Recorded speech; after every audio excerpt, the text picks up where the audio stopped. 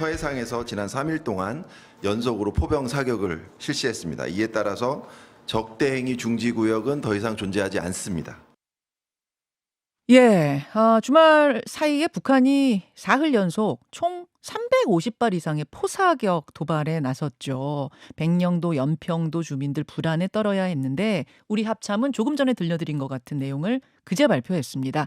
엄중 경고를 하면서 사실상 9.19 군사합의에 완전한 파기를 선언한 셈입니다.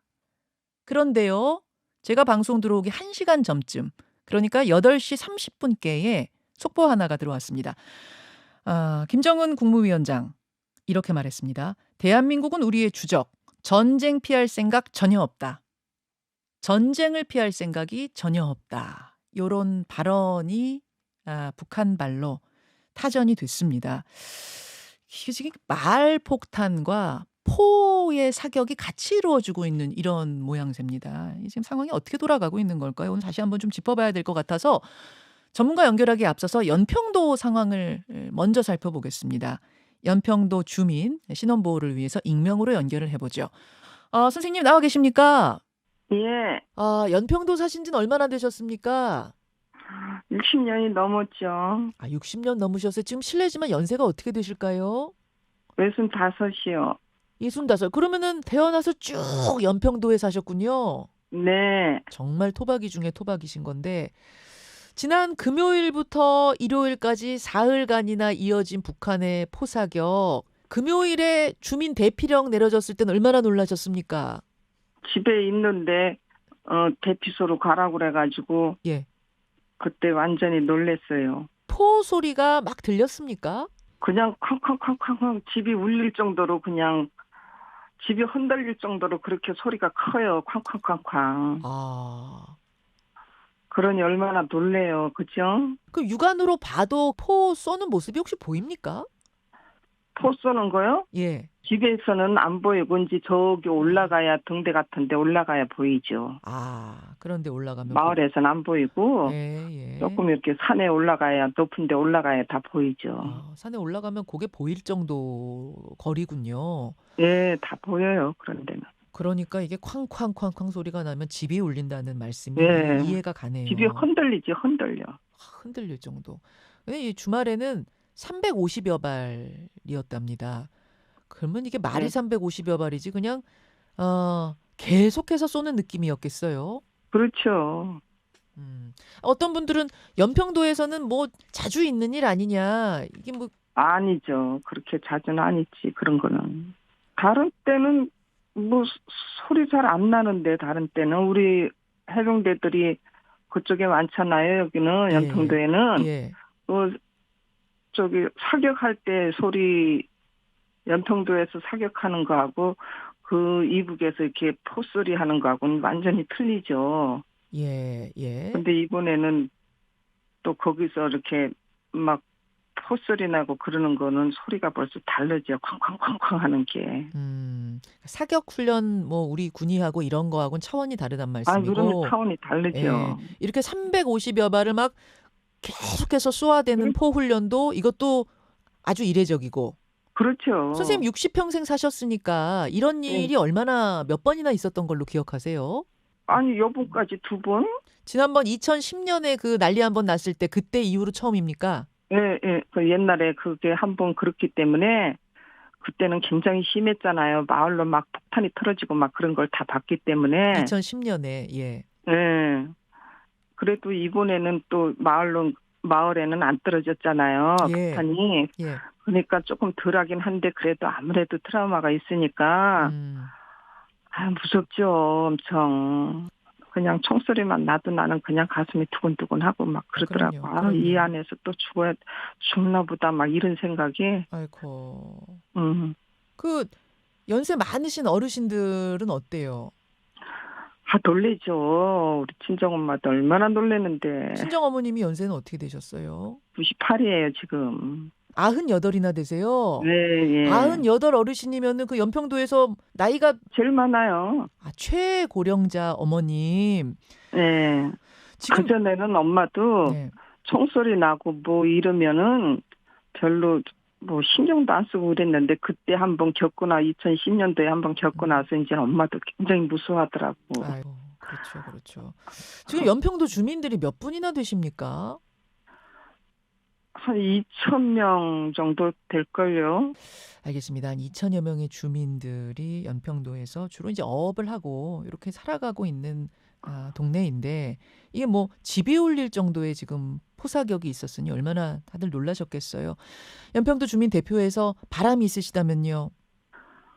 여기 연평에서 그냥 일평생 고향이니까 음, 떠나지 않고 조용하게 편하게 토소리 같은 거 안 나고 조용하게 일평생 사는 게 바람이죠. 뭐 바람이 뭐 있겠어요. 참 포소리 안 나는 평화로운 내 고향 거기서 내 여생을 보냈으면 좋겠다라는 게 어떻게 보면은 굉장히 소박한 소망인데 꿈이 돼 있는 현실이 좀 잡잡합니다.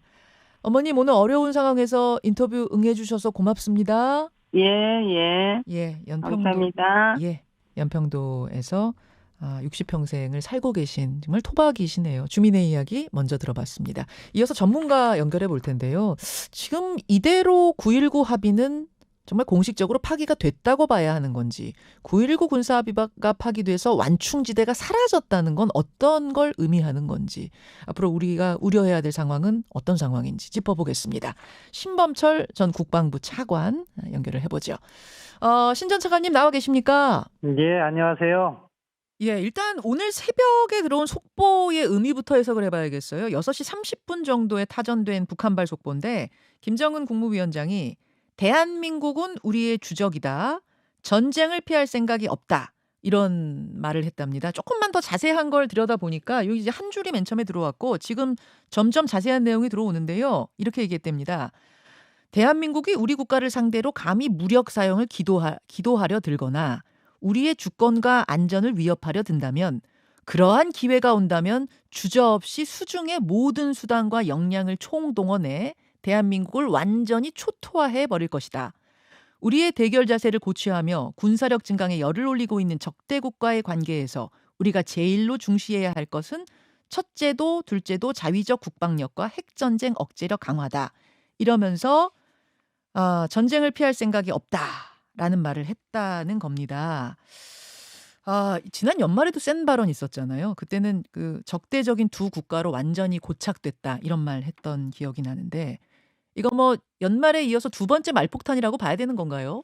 네, 북한 김정은 위원장으로서는 지금 자신들의 불만을 외부로 돌리고 특히 대남 그리고 앞으로 대미 전략에 있어서 올해 총선도 있고 미국 대선도 있기 때문에 예. 상황을 전환하고자 하는 의사가 있는 것 같아요. 그 방식이 대남 대미 강경 정책으로 나오는 거고 오늘 발언 같은 경우에는 군수시설을 이렇게 방문하면서 예. 그간 했던 말을 더 그 메시지를 증폭시키는 그런 과정에 있다고 보고요.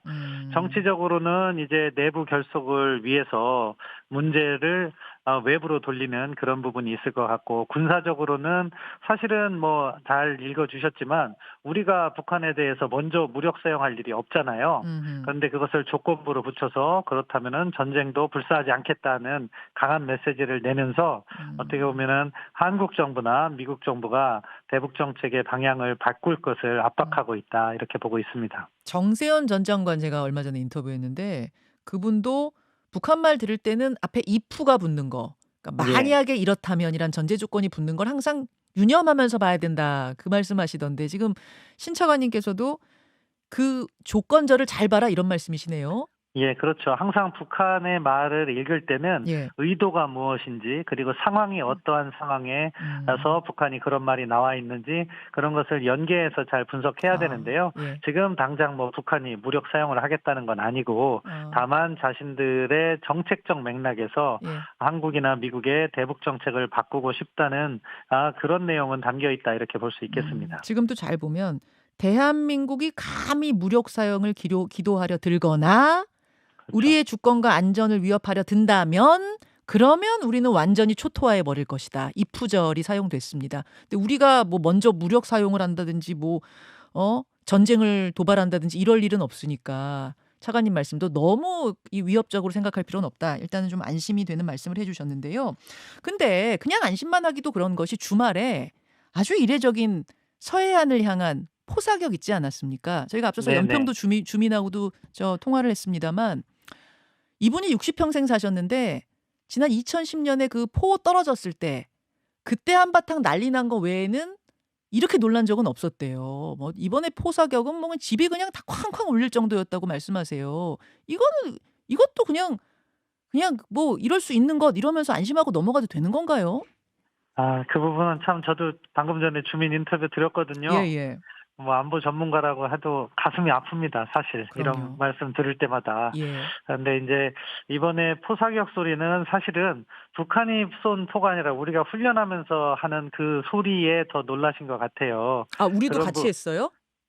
맞대응 말씀하시는 거예요? 처음에 그렇죠. 첫날이죠. 그때 예. 맞대응할 때 그때 그 소리에 놀라셨을 거로 보고 북한에서 쏜 포소리는 아. 우리 주민들의 그 집이 흔들릴 정도로 이렇게 와닿진 않는 걸로 알고 있어요. 그리고 우리가 아. 어떤 식의 포를 쏘는지 그런 것도 다 분석을 하고 있는 걸 알고 있고요. 예. 아무튼 저희는 주민들을 안심시키기 위해서 더 노력을 해야 되고 다른 한편으로 이 북한의 도발에 대해서 어떤 입장을 가질 것인가 대해서 과거에는 북한이 9.19 합의를 위반하면서 포사격을 했을 때에도 우리는 그냥 남북 관계를 유지한다는 측면에서 그냥 참고 있었는데 네. 지금은 북한이 그런 도발 수위가 넘었다. 그 넘은 시점은 북한이 군사 정찰 위성을 발사하면서 정찰 능력까지 강화하다 보니 우리가 비교 우위에 있던 정찰 능력의 틈이 좁아질 수 있다는 문제의식에서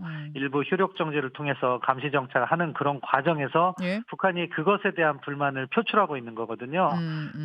그렇지만 이러한 북한의 행동에 우리가 일희일비하면서 끌려가면 안 된다고 생각하고 우리가 첫날 대응한 것은 전 잘했다고 보고 둘째 날, 셋째 날은 사실은 뭐 저희가 대응은 하지 않았어요. 네. 그것은 북한의 행동이 있을 때마다 대응하다 보면 또 북한에게 끌려갈 수 있기 때문에 그러한 원칙을 잘 이행하고 동시에 주민들과 관련해서 어떻게 보면은 주민들을 설득하고 안심시키는 작업을 우리 군에서도 더 해야 될 것 같아요.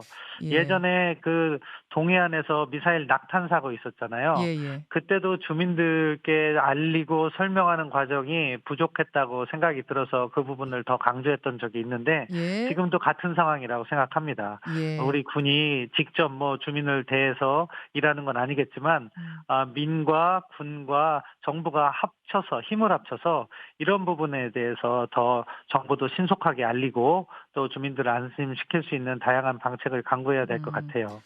그 9.19 군사 합의가 효력 정지가 된 게 지난 11월이죠. 그때 이제 네네. 북한이 군사 정찰 위성을 쏘면서 우리가 항공이군요. 그러니까 공중에서의 완충 구역은 없다. 이렇게 효력 정지를 일부 시킨 건데 그러자 북한이 9.19 합의를 아예 파기한다. 먼저 선언을 했고 이번에 사실상 우리가 지상과 해상에서의 완충 지역도 없다 선언했으니까 이렇게 되면 쌍방이 9.19 군사 합의는 없다.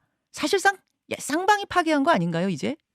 뭐 쌍방 파기라기보다는 정부는 북한이 9.19 합의 다른 조항까지 위반해서 만약에 조치를 한다면 자위권적 조치를 해나가겠다 하는 취지에서 이야기한 거고 공식적으로 9.19 군사 분야 부속 합의서를 파기하겠다 이야기한 적은 없어요. 아직 파기라고 보기 사실상 파기 아닌가요? 근데 다 완충 구역은 다 사라졌다고 했으니까. 그럼에도 불구하고 진짜 위반 상황이 있는 거고 그 예. 북한의 위반 상황에 대해서 우리도 자의적 조치를 하겠다는 취지인 거고요.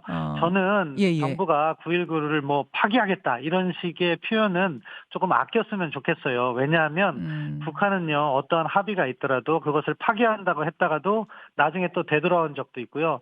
예를 들면 뭐 남북 기본 합의서도 북한은 여러 차례 뭐 이미 끝났다는 이야기를 하겠지만 예. 대화 국면에서는 또 그거를 언급하기도 해요. 그래요. 왔다 갔다 해요. 예, 그렇습니다. 그렇기 때문에 이 9.19 군사 분야 부속 합의서의 문제점은 있지만 그것으로부터 얻는 혜택도 존재하는 건 사실이잖아요. 그렇죠. 그렇기 때문에 이것을 정부가 파기다 이렇게 얘기하기보다는 이거를 제대로 준수하기 위해서 북한이 어떠한 조치를 해나갔으면 좋겠다는 식으로 계속해서 9.19의 명맥은 이어가면서 이 대화의 국면은요 좀 아쉽긴 하지만 사실은 지금 현 단계에서 조금 어려운 분위기가 조성되어 있잖아요. 그렇죠. 미중 관계도 안 네. 좋고 네. 뭐 북한의 행보라든가 남북 관계의 현실도 있고 그런데 이 흐름이 지속되진 않아요. 또 어느 순간 대화의 시점은 만들어지고 그 대화의 시점은 미중 관계에서부터 시작되거나 또는 남북 관계에서부터 시작되는데 지금 상황에서는 미중이 먼저 대화의 물꼬를 터야 한반도 문제에 대해서 논의가 시작되고 다시 대화 분위기가 조성될 수 있거든요. 알겠습니다. 그 분위기가 올 연말이나 내년 초에 있을 가능성이 높다고 봐요, 저는. 그때를 그러니까 생각하면서 차관님, 그렇죠. 그때를 생각하면서 우리 입에서 먼저 팍이란 말은 쓰지 말자. 우리가 대응하는 정도로 수위를 맞춰서 관리를 해가자라는 말씀까지 듣는 것으로 하겠습니다. 오늘 고맙습니다. 예, 감사합니다. 신범철 전 국방부 차관이었습니다. 김현정의 뉴스쇼는 시청자 여러분의 참여를 기다립니다. 구독과 좋아요, 댓글 잊지 않으셨죠? 알림 설정을 해두시면 평일 아침 7시 20분 실시간 라이브도 참여하실 수 있습니다.